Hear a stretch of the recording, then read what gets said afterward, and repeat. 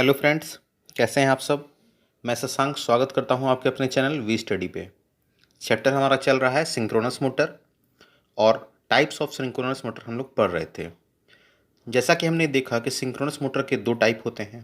पहला plane type synchronous motor और दूसरा ऑटो सिंक्रोनस मोटर।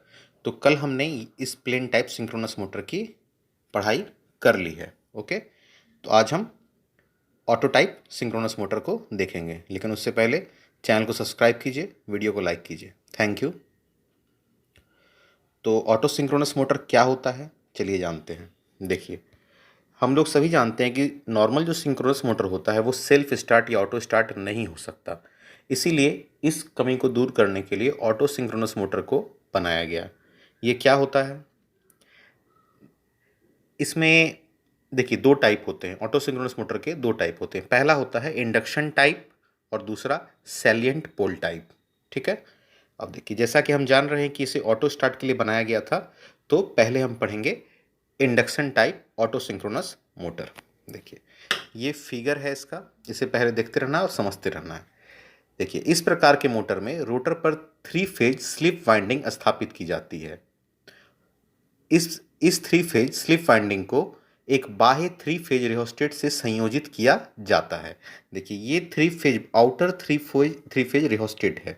ठीक है, और ये देखिए ये आपका जो रोटर हुआ, इस पे 3 फेज वाइंडिंग स्थापित की जाती है।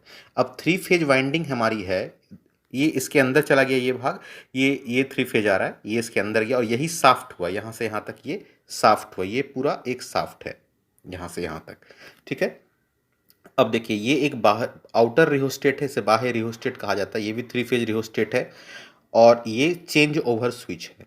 अब देखिए सिस्टम क्या है, इस शाफ्ट के ये जो शाफ्ट है, इसके एक तरफ स्लिप रिंग को बैठाया गया है और एक तरफ एक्साइटर को बैठाया गया है। पहले तो 3 फेज रिहोस्टेट की सहायता से इसे, देखिए अभी चेंज ओवर स्विच ऑफ है, पहले 3 फेज रिहोस्टेट की सहायता से इसे ऑटो स्टार्ट किया जाता है। और जैसे ही एक बार ये अपनी सिंक्रोनस स्पीड को पकड़ लेता है, तो इस चेंज ओवर स्विच से इसे 3 फेज रिहोस्टेट से कट करके एक्साइटर पे डाल दिया जाता है। तो ये बिल्कुल प्योर सिंक्रोनस मोटर की तरह कार्य करने लगती है, मतलब कांस्टेंट स्पीड पे हैवी लोड के लिए। ओके, चलिए अब चलिए इसे एक बार थ्योरी में समझा जाए। देखिए इसका वर्किंग प्रोसेस क्या है कि सर्वप्रथम यह motor slip ring induction motor की तरह ऑटो स्टार्ट होती है। जब सिंक्रोनस रोटेशनल स्पीड प्राप्त कर लेती है, तब चेंज ओवर स्विच की सहायता से 3 फेज रेहोस्टेट को सर्किट से अलग कर दिया जाता है, जैसा कि मैंने बताया, तथा एक्साइटर को रोटर वाइंडिंग से संयोजित कर दिया जाता है। ओके, देखिए ये फिगर है, इसे अच्छे से देख लेना है, फिगर को समझते रहना है और इसे पढ़ना है। इस वर्किंग प्रोसेस को खुद ब खुद सब समझ में आ जाएगा। ओके, अब देखिए इसके स्पेसिफिकेशन क्या क्या है, विशेषता क्या क्या होती है कि यह मोटर लोड पर भी ऑटो स्टार्ट हो जाता है, इसीलिए बनाया भी गया था इसे।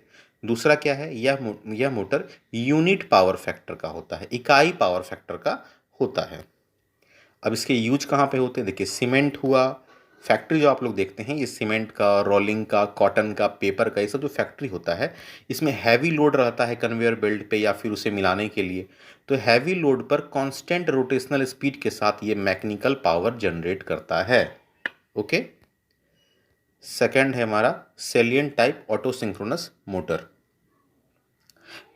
अब salient type auto synchronous motor क्या होता है, इस प्रकार के मोटर के रोटर पर सेलिएंट यानी उभरे हुए पोल बनाए जाते हैं। सेलिएंट का मतलब होता है उभरे हुए, सेलिएंट पोल बनाए जाते हैं। इन पोल्स पर डीसी एक्साइटर लगे होते हैं। पोल के उभरे हुए भाग पर स्क्वायरल केज रोटर की तरह शॉर्ट सर्किट तांबे के चालक को स्थापित किया जाता है।